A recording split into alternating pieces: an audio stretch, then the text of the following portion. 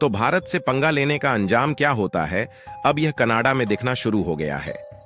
दरअसल एक तरफ जहां कनाडा भारत विरोधी फैसला लगातार लेता जा रहा है, वहीं दूसरी तरफ कनाडा के हालात हद से ज्यादा गंभीर हो चुके हैं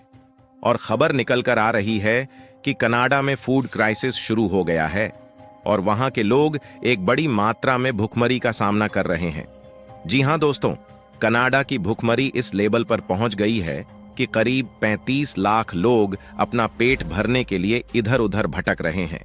लेकिन सोचने वाली बात यह है कि कनाडा की हालात इस लेवल पर पहुंचने के बावजूद भी भारत के खिलाफ उनके तेवर अभी भी बदले नहीं है और जिस समय उन्हें अपने देश की जनता का ध्यान देना चाहिए, उस समय उनके द्वारा भारत को फंसाने की उल्टी सीधी राजनीति खेली जा रही है। पूरी डेवलपमेंट क्या है वीडियो में समझते हैं, लेकिन आगे बढ़ने से पहले इस वीडियो को लाइक करके चैनल को सब्सक्राइब जरूर कर लीजिए, क्योंकि यह आपके लिए तो 1 सेकंड का काम है, लेकिन इससे हमारी काफी बड़ी मदद होती है। दरअसल देखा जाए तो कनाडा की इस समय टोटल आबादी लगभग 4 करोड़ है और एक हिसाब से देखा जाए तो कनाडा के लिए यह कोई बहुत बड़ी पॉपुलेशन नहीं है। लेकिन हाल ही में कनाडा के हालात दिन पर दिन बदतर होते जा रहे हैं। अब कनाडा ऐसे हालातों से गुजर रहा है कि वहां की जनता भूखमरी का सामना कर रही है, जो कि कनाडा के बुरे दिन शुरू होने और उनकी बिगड़ती परिस्थितियों का सीधी तौर पर संकेत दे रही है। और हाल ही में कनाडा का भारत के साथ चल रहे विवादों के बीच एक आंकड़ा जारी किया गया, जिसने दुनिया भर के देशों को चौंका कर रख दिया, क्योंकि किसी को उम्मीद नहीं थी कि कनाडा के भुखमरी की हालात इस हद तक पहुंच जाएगी जिस लेवल पर आज देखने को मिल रही है। हाल ही में जो रिपोर्ट निकल कर आई है, उसमें बताया जा रहा है कि कनाडा में एक बहुत बड़े लेवल पर फूड क्राइसिस बढ़ना शुरू हो गया है, जिससे भुखमरी का सामना करने वाले लोगों की संख्या हजारों में नहीं बल्कि लाखों में पहुंच चुकी है। और बताया जा रहा है कि कनाडा का एक प्रमुख शहर है टोरंटो, जहां पर अकेले इसी शहर में लगभग 35 लाख लोग अपना पेट नहीं भर पा रहे हैं, जिसके कारण इन्हें कनाडा की फूड बैंक में लाइन लगाकर किसी न किसी तरीके से अपना पेट भरना पड़ रहा है,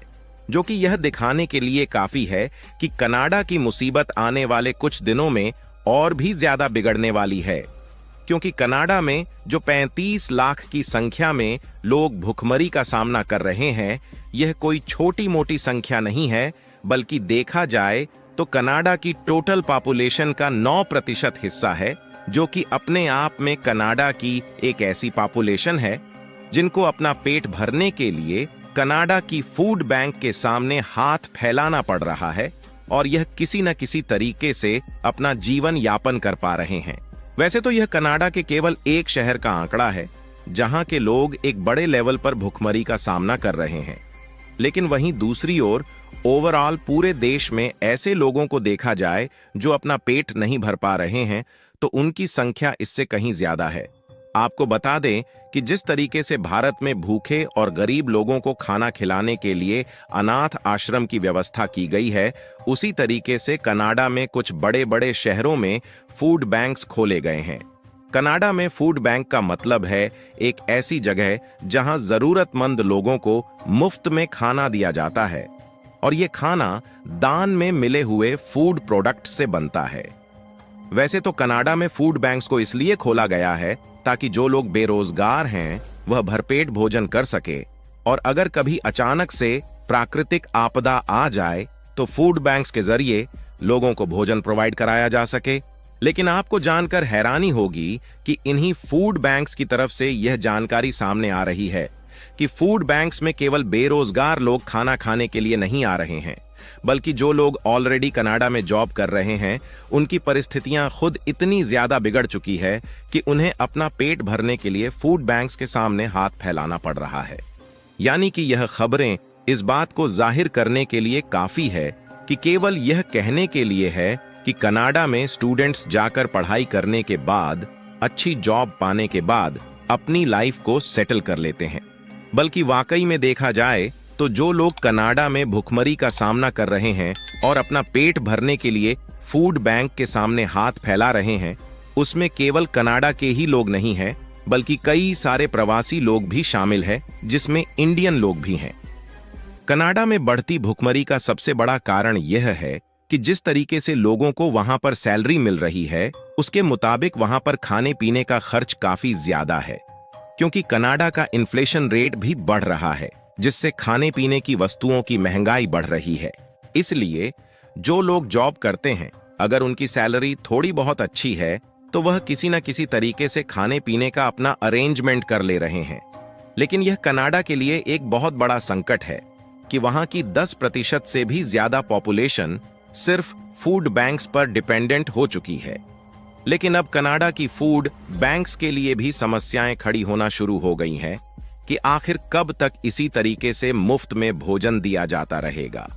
क्योंकि यह संख्या कोई थोड़ी बहुत नहीं है, बल्कि 35 लाख के ऊपर पहुंच चुकी है। ऐसे में फूड बैंक्स के लिए भी खाद्य पदार्थों को इकट्ठा करना बड़ा मुश्किल हो चुका है। इसीलिए आज से कुछ दिन पहले की ही बात है जब फॉरेन स्टूडेंट्स के लिए कनाडा में फूड बैंक्स का एक्सेस देने से मना कर दिया गया, और उसके बाद कनाडा में जो इंडियन स्टूडेंट है उनके लिए फूड की शॉर्टेज होने लगी। और इस समय फूड बैंक्स पर इतना ज्यादा बोझ लद चुका है कि एक्सपर्ट भी इस आंकड़े को देखकर हैरान है, क्योंकि जो 35 लाख लोग कनाडा के टोरंटो शहर के फूड बैंक में पेट भरने के लिए आ रहे हैं, इसमें टोरंटो शहर की टोटल आबादी ही नहीं, बल्कि दूसरे शहर के लोग भी फूड बैंकों पर धावा बोल चुके हैं। और पिछले 41 सालों में पहली बार है जब कनाडा में इतने ज्यादा लोग भुखमरी का सामना कर रहे हैं। और कनाडा के ऊपर मुसीबत के बादल किस तरीके से बरस रहे हैं, इसका अंदाजा आप इस बात से लगा सकते हैं कि बैंक्स ऑफ कनाडा ने अपने ब्याज दरों में कटौती करना भी शुरू कर दिया है, ताकि किसी न किसी तरीके से महंगाई के खिलाफ लड़ा जा सके और इसे कंट्रोल किया जा सके। लेकिन कहा जाता है ना कि अब पछताए होत क्या जब चिड़िया चुग गई खेत। ऐसा हम इसलिए कह रहे हैं क्योंकि कनाडा की जो सिचुएशन हाल ही में देखने को मिल रही है, यह अचानक से नहीं हुई है, बल्कि यह पिछले 2-3 सालों से धीरे धीरे होती हुई आ रही है। लेकिन अचानक से इस साल कुछ ज्यादा ही बिगड़ गई। ऐसे में जब उनके हालात धीरे धीरे बिगड़ रहे थे, तो कनाडा को उन देशों के साथ अपने रिलेशन अच्छे और मजबूत बनाकर रखने थे, जो कि आने वाले समय में उनकी मदद कर सकते थे। लेकिन उनकी आंखों में तो काली पट्टी बंधी थी, और यह भारत जैसे देश को झूठे फुरे आरोप में फंसाने के चक्कर में भारत से भी अपना रिलेशन खराब कर बैठे हैं। अगर अकेले फूड प्रोडक्ट को देखा जाए तो इसका लेटेस्ट डेटा तो नहीं मौजूद, लेकिन साल 2022 के आंकड़े के हिसाब से करीब $826 मिलियन के फूड प्रोडक्ट को हम लोग कनाडा को एक्सपोर्ट करते हैं, जिसमें मसाले और चावल सहित फल और सब्जियां भी शामिल है। इसके अलावा भारतीय चावल में विशेषकर बासमती चावल कनाडा में अत्यधिक लोकप्रिय है, और ओवरऑल देखा जाए तो हम लोग विश्व भर में $53 अरब के फूड प्रोडक्ट को हर साल एक्सपोर्ट करते हैं। यानी कि कहने का मतलब यह है कि भारत के पास भी फूड मार्केट का एक बहुत बड़ा कंट्रोल है। ऐसे में अगर कनाडा को जरूरत पड़ती तो भारत मदद भी कर सकता था, लेकिन उन्होंने भारत से रिलेशन खराब करके अपने सिर पर बहुत बड़ी मुसीबत खड़ी कर ली है। फिलहाल आप लोगों को क्या लगता है कि कनाडा भुखमरी को कंट्रोल कर पाएगा या नहीं? अपनी राय कमेंट में जरूर बताएं।